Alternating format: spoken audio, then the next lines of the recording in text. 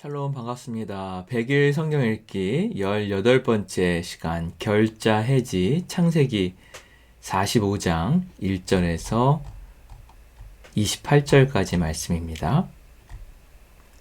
세번역 성경입니다. 요셉은 북받치는 감정을 억누르지 못하고 자기의 모든 시종들 앞에서 그만 모두들 물러가라고 소리쳤다. 주위 사람들을 물러나게 하고 요셉은 드디어 자기가 누구인지를 형제들에게 밝히고 나서 한참 동안 울었다.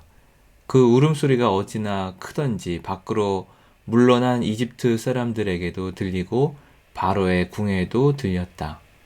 내가 요셉입니다. 아버지께서 아직 살아계시다고요. 요셉이 형제들에게 이렇게 말하였으나 놀란 형제들은 어리둥절하여 요셉 앞에서 입이 얼어붙고 말았다. 이리 가까이 오십시오 하고 요셉이 형제들에게 말하니 그제야 그들이 요셉 앞으로 다가왔다. 내가 형님들이 이집트로 팔아넘긴 그 아우입니다. 그러나 이제는 걱정하지 마십시오. 자책하지도 마십시오. 형님들이 나를 이곳에 팔아넘기긴 하였습니다만 그것은 하나님이 형님들보다 앞서서 나를 여기에 보내셔서 우리의 목숨을 살려주시려고 그렇게 하신 것입니다. 이 땅에 흉년이 든 지 이태가 됩니다. 앞으로도 5해 동안은 밭을 갈지도 못하고 거두지도 못합니다. 하나님이 나를 형님들보다 앞서서 보내신 것은 하나님이 크나큰 구원을 베푸셔서 형님들의 목숨을 지켜주시려는 것이고 또 형님들의 자손을 이 세상에 살아남게 하시려는 것입니다. 그러므로 실제로 나를 이리로 보낸 것은 형님들이 아니라 하나님이십니다. 하나님이 나를 이리로 보내셔서 바로의 아버지가 되게 하시고 바로의 온 집안의 최고의 어른이 되게 하시고 이집트 온 땅의 통치자로 세우신 것입니다. 이제 곧 아버지께로 가셔서 아버지의 아들 요셉이 하는 말이라고 하시고 이렇게 말씀을 드려 주십시오. 하나님이 저를 이집트 온 나라의 주권자로 삼으셨습니다. 아버지께서는 지체하지 마시고 저에게로 내려오시기 바랍니다. 아버지께서는 고센 지역에 사시면서 저와 가까이 계실 수 있습니다. 아버지께서는 아버지의 여러 아들과 손자를 거느리시고 양과 소와 모든 재산을 가지고 오시기 바랍니다. 흉년이 아직 5해나 더 계속됩니다. 제가 여기에서 아버지를 모시겠습니다. 아버지와 아버지의 집안과 아버지께 딸린 모든 식구가 아쉬울 것이 없도록 해드리겠습니다 하고 여쭈십시오. 지금 형님들에게 말을 하고 있는 것이 이 요셉임을 형님들이 직접 보고 계시고 나의 아우 베냐민도 자기의 눈으로 보고 있습니다. 형님들은 내가 이집트에서 누리고 있는 이 영화와 형님들이 보신 모든 것을 아버지께 다 말씀드리고 빨리 모시고 내려오십시오. 요셉이 자기 아우 베냐민의 목을 얼싸안고 우니 베냐민도 울면서 요셉의 목에 매달렸다. 요셉이 형들과도 하나하나 다 입을 맞추고 부둥켜 안고 울었다. 그제야 요셉의 형들이 요셉과 말을 주고받았다. 요셉의 형제들이 왔다는 소문이 바로의 궁에 전해지자 바로와 그의 신하들이 기뻐하였다. 바로가 요셉에게 말하였다. 그대의 형제들에게 나의 말을 전하시오. 짐승들의 등에 짐을 싣고 가나안 땅으로 돌아가서 그대의 부친과 가족을 내가 있는 곳으로 모시고 오게 하시오. 이집트에서 가장 좋은 땅을 드릴 터이니 그 기름진 땅에서 나는 것을 누리면서 살 수 있다고 이르시오. 그대는 또 이렇게 나의 말을 전하시오. 어린 것들과 부인들을 태우고 와야 하니 수레도 이집트에서 여러 대를 가지고 올라가도록 하시오. 그대의 아버지도 모셔오도록 하시오. 이집트 온 땅 가운데서도 가장 좋은 땅이 그들의 것이 될 터이니 가지고 있는 물건들은 미련 없이 버리고 오라고 하시오. 이스라엘의 아들들은 바로가 하라는 대로 하였다. 요셉은 바로가 명령한 대로 그들에게 수레를 여러 대 내주고 여행길에 먹을 것도 마련하여 주었다. 또 그들에게 새 옷을 한 벌씩 주고 베냐민에게는 특히 은돈 300세겔과 옷 5벌을 주었다. 요셉은 아버지에게 드릴 또 다른 예물을 마련하였다. 이집트에서 나는 귀한 물건을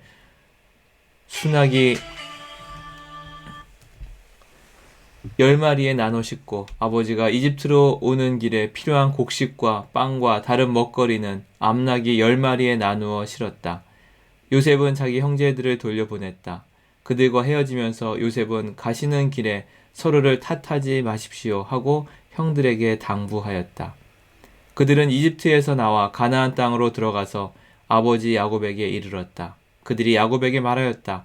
요셉이 지금까지 살아 있습니다. 이집트 온 나라를 다스리는 총리가 되었습니다. 이 말을 듣고서 야곱은 정신이 나간 듯 어리벙벙하여 그 말을 고지 들을 수가 없었다. 그러나 요셉이 한 말을 아들들에게서 모두 전해 듣고 또한 요셉이 자기를 데려오라고 보낸 그 수레들을 보고 나서야 아버지 야곱은 비로소 정신이 들었다. 이제는 죽어도 한이 없다. 내 아들 요셉이 아직 살아있다니 암 가고 말고 내가 죽기 전에 그 아이를 보아야지 하고 이스라엘은 중얼거렸다. 아멘. 요셉의 인생은 세상적인 시각에서 보았을 때 한 맺힌 인생입니다. 이보다 더 나쁠 수 없습니다. 어제도 말씀드렸듯이 요셉은 마음에 한과 도끼, 복수를 품기보다는 하나님을 품고 살았습니다. 주변 사람들은 요셉을 통해 하나님을 발견하였습니다. 요셉을 통해 하나님의 일하심과 행하심, 그리고 함께하심을 보았습니다. 예전에 성령이 나오는 홍콩 무술 영화를 참 좋아했습니다. 제 기억으로 대부분의 내용들은 사부의 원수, 부모의 원수를 갚기 위해 무술을 연마하고 결국 원수를 찾아가서 복수한다는 내용들이었습니다. 주인공은 평생 마음속에 원한을 품고 복수할 날만을 기다리며 살았습니다. 요셉도 원한과 복수를 마음에 품고 살았다면 오늘이 딱 원수 갚기 좋은 날입니다. 요셉은 하나님을 마음에 품고 살았기에 복수하는 날을 용서하는 날로 만들었습니다. 요셉은 하나님의 빅픽처를 알고 있었습니다. 하나님이 형님들보다 앞서서 나를 여기에 보내셔서 우리의 목숨을 살려주시려고 그렇게 하신 것입니다. 나를 이리로 보낸 것은 형님들이 아니라 하나님이십니다. 하나님을 품고 살았기에 하나님의 뜻을 알 수 있었습니다. 요셉은 복수 대신에 용서로 자신의 한을 풀어갑니다. 요셉은 형님들과 동생 베냐민과 함께 부둥켜 안고 통곡을 하며 자신의 한을 흘려보냅니다. 나중에 요셉이 살아있다는 소식을 들은 야곱도 자신의 한을 풉니다. 복수가 우리의 한을 풀어주는 것이 아니라 용서가 모두의 한을 풀어주는 모습을 봅니다. 창세기 45장은 한을 풀어주는 용서의 장입니다.